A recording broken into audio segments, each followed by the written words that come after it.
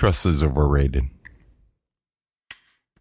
I woke up this morning thinking about some things that have transpired in my life lately and over my journey the last few years.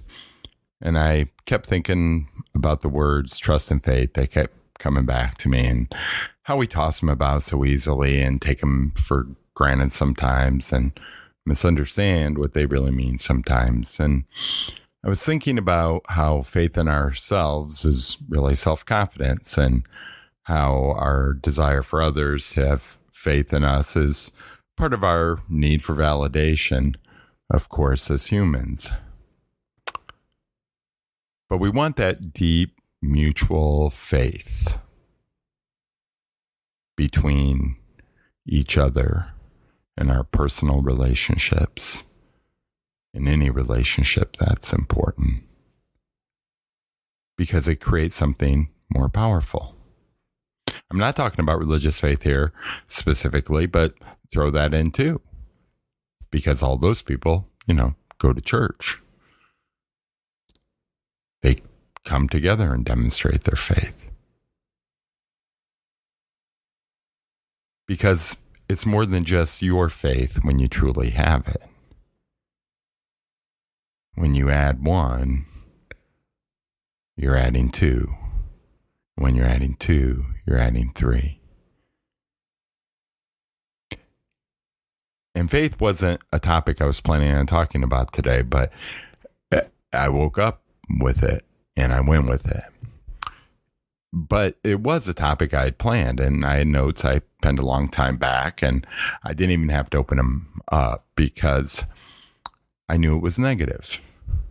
It was really focused on lack of faith and what happens there. It was something that happened actually with an organization, with the church. But that would box it in. And that was not what it's about, not what this podcast is about anymore. Faith is where it's at. We always want to talk about how people disappoint us. And I've done that. Incorrectly sometimes. That's why I didn't want to do it again. But faith is good. Blind faith is a problem. And really our behavior when something shakes our faith is a problem. And that really brings me to one of the reasons I started this podcast back in April, May 2021, somewhere around there. And it was ultimately to make a point I don't know if I ever really said directly. And it is from my past. And one of the reasons I may not have said it directly is because ultimately I found a lot of better points to make, I think. And like I said, it may not have all started well, but I think it's gotten there better. So even though I found a good point, I may not have made the point good or as well as I should have. But one of those original points was this. I had an affair, right? That affair, that relationship I shouldn't have had became truly good at some point. And it was a point after I was caught, yes, and the marriage was over. I mean, there was something good about it before then too, but it reached a crescendo. It went to a new level, I guess I should say, because there was a point where we had true faith in each other. And then something that happened that wavered that faith. Something that I don't think should have. But it did. And ultimately I got my karma. Because I didn't listen to advice I'd give myself today. And I'm going to share with you. Which really was always what I believed. I just didn't water my own grass. And I drank frustration away, which I've talked about before. There was a fundamental problem there with me. And that was what I planned to talk about today, and which I'll probably talk about on the next episode of the No Bad Karma podcast. But today's episode, season 2023, episode number 6. And like I said, the theme of this podcast, if you haven't noticed, is less about trauma in real time, and we're trying to make it about growth in real time. And we're doing that because healing is a journey, and you stumble along the way. And yes, that comment's especially for you, Adele. But healing is a journey, and milestones are good, but you always got to remember to keep moving forward. And we all have to remember that. Because when we talk about, and I'm going to say this twice, when we talk about trying to live and love intentionally, and that's where I'm going to pause for a second and say, my ex-wife would always say, quit trying to and just do it. So when we talk about living and loving intentionally, it applies not just to our personal relationships, but all our relationships, work, family, friends. And when you take that collective positive energy, like I was saying in the opening, we are all working together for something more than we are individually. That's why, when the faith comes together, it's something more than just the transaction that makes it happen. And that's why trust is overrated, and it's really about faith. They're not the same. I'll tell you why I think it's about trust. I'm sorry, about faith and not about trust. So let me tell you what I think trust is. And then I'll wrap up with some notes on blind faith and when our faith is shaken. So trust is filling up your tank and putting your PIN on the keypad at the pump. You pull up, pop the tank, swipe your card, put in your PIN, fill up your tank, hang up the pump. You trust that transaction's going to settle up correctly with the bank. Trust the gas is going to get you wherever you need to go. Trust is the checklist in the fast food bathroom that says they cleaned. Trust us, they say. One time I was in a national fast food chain restroom, right? And yeah, I had to go, man. And the toilet paper, man, I'm peeling it off the cardboard, right? It was gone. And I get up to wash my hands, and the soap dispenser's all jacked up, and the soap's all over the counter and water. And I obviously had to wash my hands, and I do that. And then I go to get, the stuff to dry your hands, the paper to dry your hands, and it's empty, right? I was like comedy of errors, like wiping my hands on my jeans. And I'm going out the door, and I see the checklist, right? You've seen the checklist. The checklist that says, who's cleaned, and it's got all the tasks and the hours, and somebody comes in and initials it. So I looked at the time, looked at the day, and oh yes, it had initials for the last few hourly checks. All the same initials, all the same pen colors. It was like someone came in 3 hours ago and checked the next 3 hours ahead and marked it and went about their day. Right? I went into the corner store one day. I knew my total was going to be $5.33. It was my regular order. I had 5 ones and 35 cents in my hand. The registers were tied up with, people having problems and whatever. And the one cashier just gave me my goods, and I sat the money on the counter, right? I trust she's going to ring up the transaction. She's not going to pocket it. That cashier knew my regular order. And that same cashier one day, when I was making my normal $5.33 purchase, I'm laughing thinking about it. I gave her a 20 and 35 cents, and she shoved it in the drawer and said, thanks, and was just looking at me for a minute. And she said, do you want your pennies today? I said, no, I want the 15. You can keep the pennies. And then she popped the drawer open and realized I gave her a 20, right?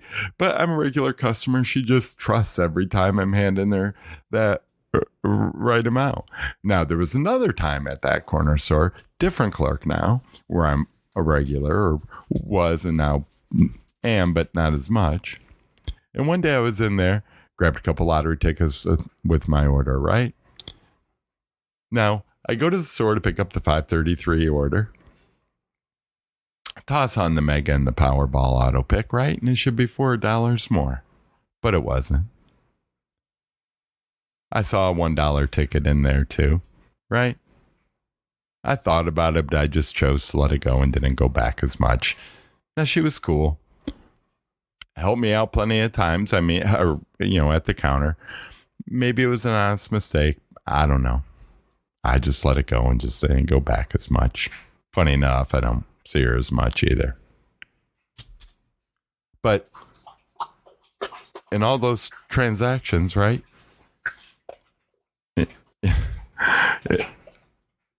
Well, trust is an acknowledgement of something deeper, really.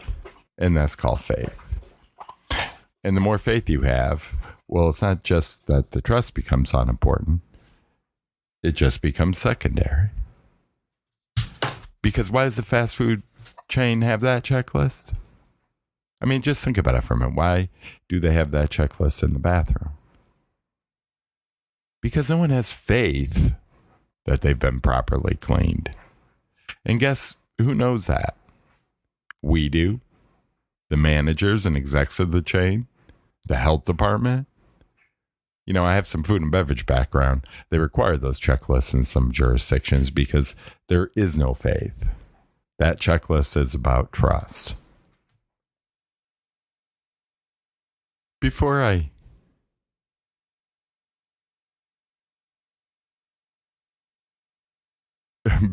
go on, I gotta say, the dog interrupted me. He was breaking my vibe a little bit. I hate when that happens, but I'll hate it more when it doesn't. So I was saying, because no one has faith in those bathrooms that they've been properly cleaned, that's why those checklists exist. And a couple of weeks back, when my partner and I were road tripping between our places and had to use the restroom, I said, should we stop here or there? And what I was asking is, which place do you have more faith in? Because we all know how they can be. We've got no faith in them, right? It's just which one do we maybe trust at that point to be a little cleaner. But when we had to stop and get gas, I just stopped to get gas. I didn't say, what chain should we stop at, babe? And that's because we have faith that all gas is created equal. Our preferences are going to be based on maybe nearest gas station, maybe price, something like that. But we basically just think that all those transactions that I was talking about earlier, those transactions that we trust, are going to happen appropriately.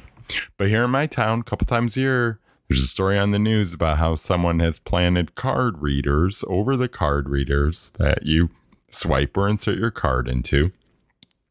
They record your data, pick them up later, and then they clone your card. I mean, you can go look on the interwebs right now if you want to try it yourself. You can order card blanks. You can order the burners.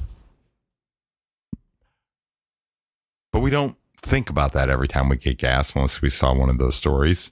We might if we show up and notice the card reader looks screwy or something. Or what happens if I would have paid with a 50 at the corner store, right? Whether I'm a regular there or not, I'm probably going to look at my change. The bathroom, the gas station, the corner store visits, their checklists, the checklist, swiping our cards, whether we count change or not. They're all examples of checklists. They're all checkoffs. It's trust. Trust is just something we check off. Trust is an awareness of your surroundings, something being right or wrong. Trust is being conscious of your behavior, conscientious of your behavior, and both those things of others, conscientious of others' behavior, right? But think about the checklist versus the pump where you got the gas, because that pump has a weights and measures sticker on it too, or a promise that it's going to dispense what it says because of those scams, right? There was even a gas station in my town that set up their pumps one time to dispense less amount when people got $10 worth of gas because that was the most common purchase.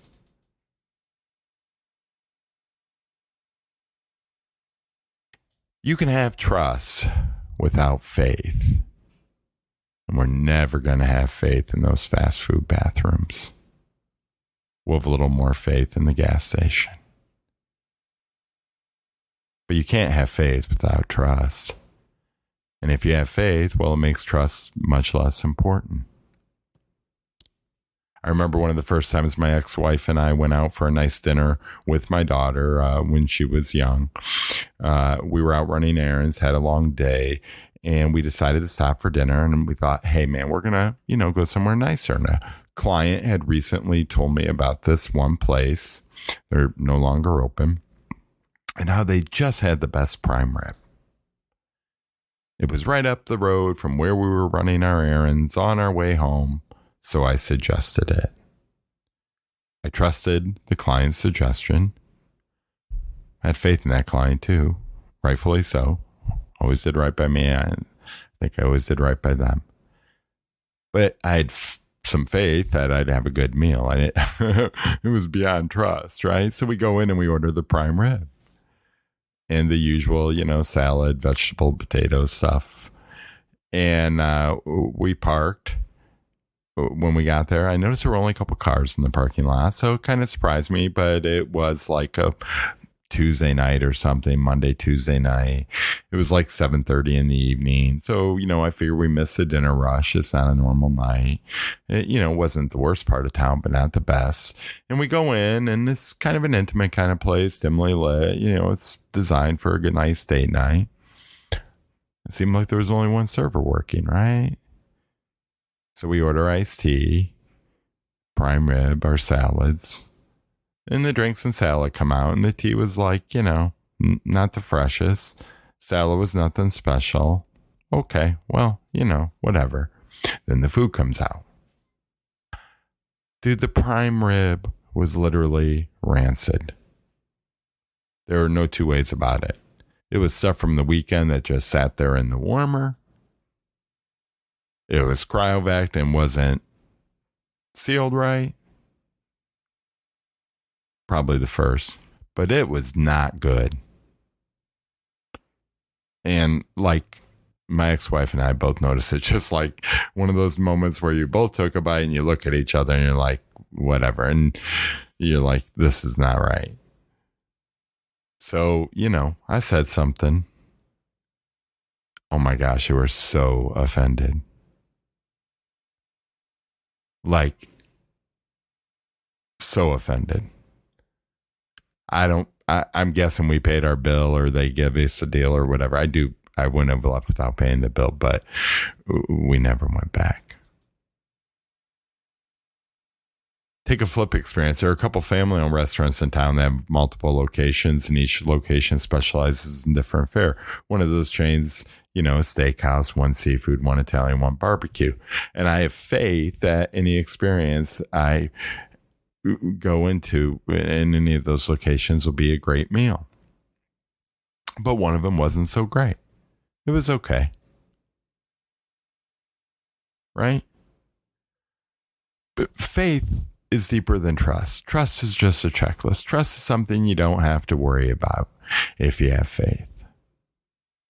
Also, go back to that place. I have enough faith that the meal's going to be solid if I have to entertain someone. But let's talk about it personally, because when I met my partner and early on in the relationship, I thought to myself one day, wow, man, you've met your match. And that reminded me of a conversation I had with my affair, when I had to say to her one day, you've met your match. But when I said that statement, it was adversarial. It was because I found her profile on Tinder or ad on Craigslist. And I was smart enough to catch her. I was running around to see if the bathroom was cleaned. One of the most beautiful things my current partner's ever said to me, that anyone's ever said to me, was, I see you for who you are. she uttered those words and the hair on the back of my neck stood up. I had goosebumps. My heart skipped a beat. My blood pressure probably went up. It was literally the most beautiful thing she could have said to me. But part of that physiological reaction at the moment was because those words were the exact same words my ex-wife uttered to me somewhere after she caught me cheating the last time. My partner's expression of faith was my ex-wife's expression of distrust and no faith. I'm not sure this number's right. I did it quickly, but if you do a little research on the interwebs, you'll see that half the population claims they go to church at least once a month. Even though I was active in my family's church, was active in a mega church, sent my daughter to a non-denominational Christian school, and know how much some of those people went to church. I don't believe that for 1 minute. Maybe once a year, but once a month. No. But here's the point of that. The people that do show up there have faith. They believe in something that they can't see. And that's what faith is on the simplest level. And that's not a statement on Christianity or other religion or lack of it in life. I'm just simply pointing it out. If you're having trouble understanding faith, that's what it is. It's coming together with someone. That's a demonstration of multiple people coming together. But they do that because there's a power. There's an existence that's greater than the two of you or the mass of you.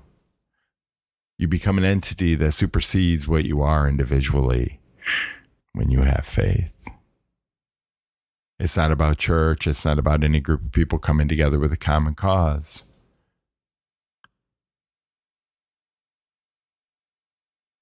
It can be about a group of people at work involved in a startup company. It can be, you're part of an IPO. You're working with a super exciting launch project, right? You guys come together in faith. Personal relationships too. But a friend of mine introduced me to one of his clients one time and said, this guy can do the work you need, meaning me.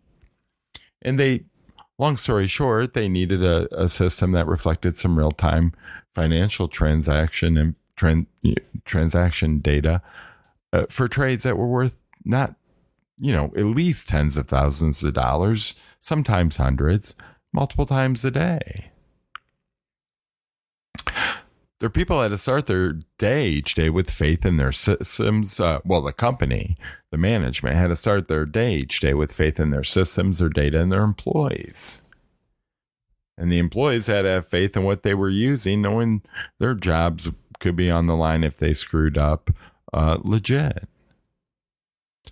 So trust at the end of the day was reports we ran. It was checks and balances. It was a checklist. And when you have the faith, and even when you need the checklist and something's wrong or you find a mistake, it doesn't diminish faith, right? I mean, yeah, there are big checks like cheating or something, but the checklists are there for trust, but needing them once in a while doesn't break trust. It restores faith. It restores faith. It builds faith. The checklist was there because we all agreed ahead of time it needed to be there. It was essential to the process. But if you got to pin a checklist on your partner's back, faith is deeper than trust. Trust doesn't matter. It does. But faith is what matters. Trust is the checklist. I was talking about people of faith I knew. And I remember sitting in, I believe this was in a workshop I went to about how to be better men for our partners. And hearing some guys talk about this, and even one partner recommending this, that partners share an email address for all their correspondence so they know they can trust each other. Think about that for a minute. That's just fucked up. It's pinning a checklist on your partner's back.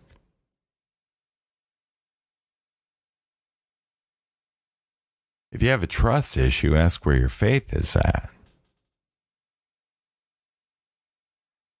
As I was writing this script, someone tried sliding into my DMs, and just the other day, my partner was telling me about someone trying to slide into hers. She was working on something and was telling me how people refer to her as magnetic, and was working it into her messaging. And I was kind of laughing secretly because, first of all, she's magnetic AF, right? She's definitely one of the most magnetic women I ever met. I mean, she's so magnetic that at the end of our first date, she suggested I might want to think about deleting my dating apps. And I was like, yes, ma'am. I had the faith. Right? But I laugh because that's what I've been called too.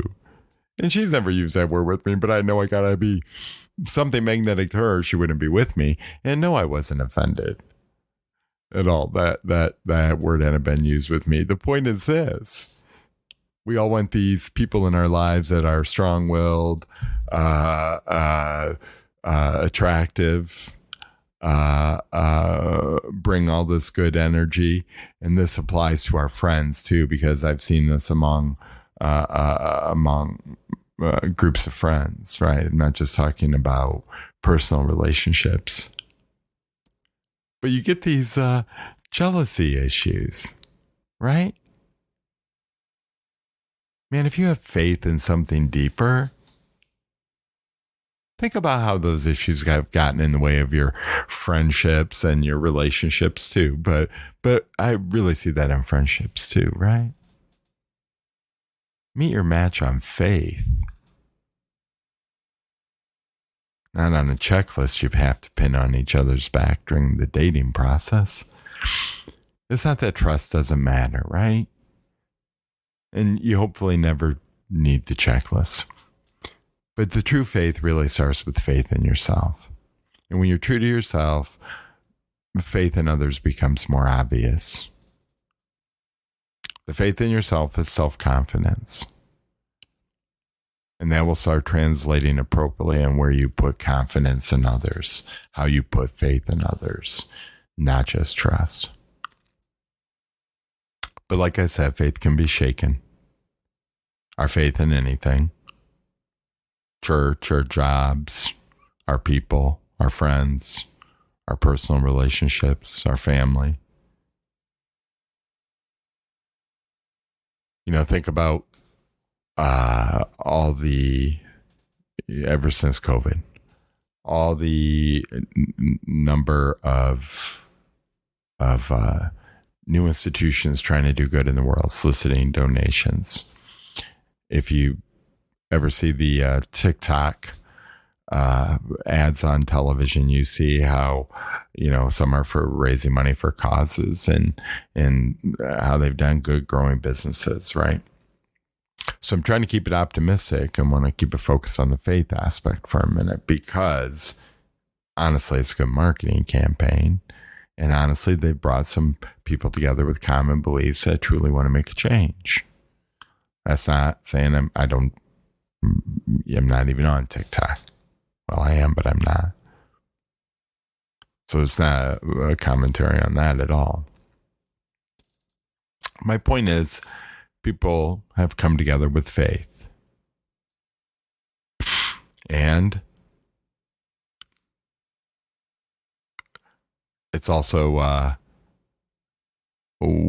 as with anything, during COVID, with all these organizations coming up, you know, some of them have gone south. Some of them haven't distributed the funds they should have. And that shakes faith. Think of how faith applies in your personal relationships and when that's shaken. You know, here's the thing. I found the better I know me, the more faith I have in myself, like I said earlier. And then the more I can see whether I should put faith into others. It's kind of that I think I can attitude, and you know, it happens. It's more than speaking things into existence. It's true faith in yourself. And like I said, then you see that faith in others, and you see the faith other people have in themselves and their beliefs and what they want to do and what they're trying to accomplish. I'll make it personal for a minute. A few weeks back, my partner had an opportunity to come up and said, "What do you think?" "Do it," I said. She commented later on being surprised at how supportive I was of that and a couple other things that came up related to her life goals. It's so obvious to me. If you have faith in others, you can see when they have faith in themselves. And it propagates back and forth. But like I said, the downside's the blind faith and getting it shook. And I promised to wrap up with that. And I wanted to. So let me do that. You know, anybody can think of a cult story. Jim Jones, Guyana, Waco. They're all examples of blind faith, right? It was maybe good faith that went bad. And you had blind faith happen. But here's the thing with blind faith.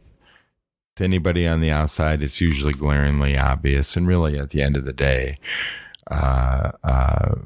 breaks some kind of norm that you guys have established within an organization or within your relationship. Take something like the January 6th insurrection on some level. You have people whose faith was shook in the system, valid or not. I'm not making a statement on that. And then they were trying to follow some others with some blind faith. Really kind of interesting when you think about it and how both those things can be represented there. But again, didn't the whole process, and I guess I am making a statement on it, go against all the fundamentals of what we are as a democracy? Isn't there something glaringly obvious when faith is displaced? I recently watched Wolf of Wall Street. Hundreds of employees misled, following their leader. But they got caught up with legal entities, which are checks and balances, the checklist, right? And that really brings us to faith being shook, because faith being shook's harder, and that could be an episode or 2 or 3 in itself. But here's the bottom line. When our faith is shaken, I guess, it's usually not a bad thing. We might think it is for a minute. And it could be. But you think about an organization that maybe shook your faith, kind of like what my original thing was going to be about, or any person that shook your faith. Just because you had a really bad relationship, did it prevent you from dating again? Well, maybe some people, or maybe for a while. But also think about a house you lived in with cracks on the walls, right? Or on the ceiling. Maybe you live in an earthquake zone. That's something you can't control. Faith's a foundation. Sometimes things shake our faith. Unfortunately, sometimes they leave cracks. Cracks can be fixed. But sometimes things shake our faith, they shake our foundation, but they're also not always bad. And they're not always in our control, like the earthquake. They can be from something intentional or unintentional, intended or not. Think of all the misunderstood emails, texts, and conversations you've had in your life.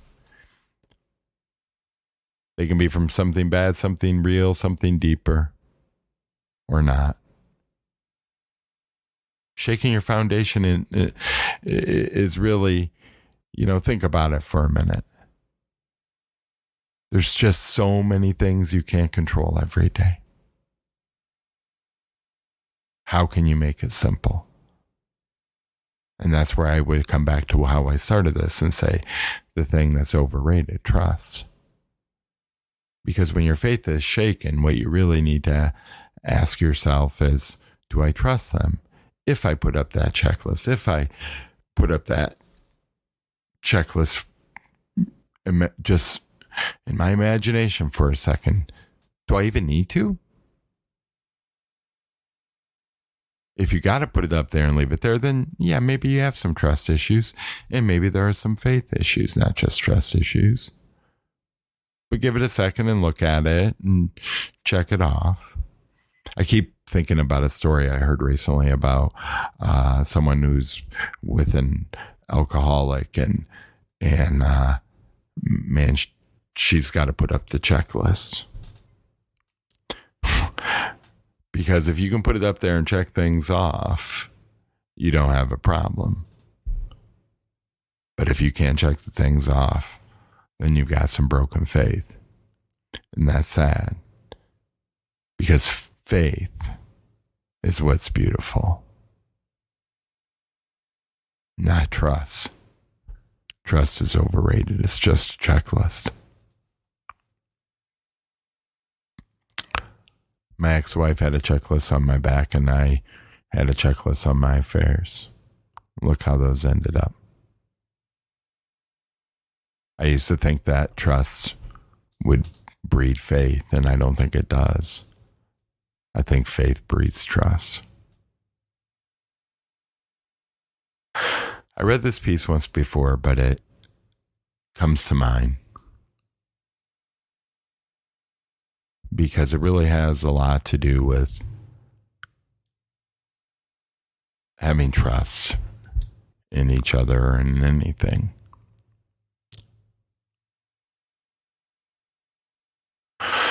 It's called Risks by Leo Buscaglia.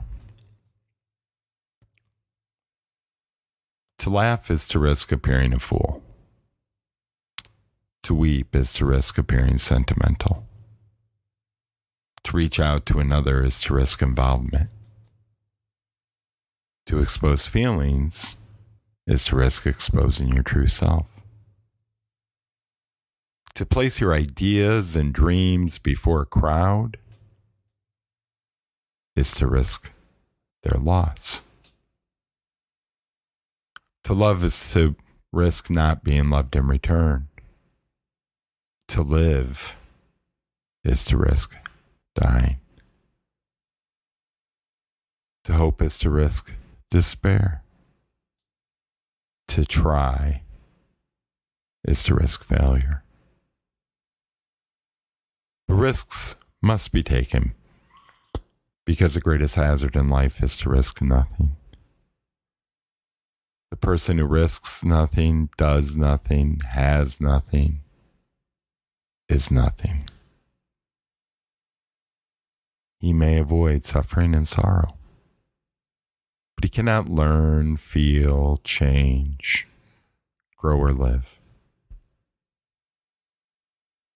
Chained by his servitude, he is a slave who has forfeited all freedom. Only a person who risks is free. Healing is a journey, so is faith. Put faith in yourself. Put faith in your most important people. Put faith in the people in your life that deserve it. Trust is blind and faith is beautiful, especially between two people. It's how you give yourself and your choices a purpose bigger than yourself. See you soon.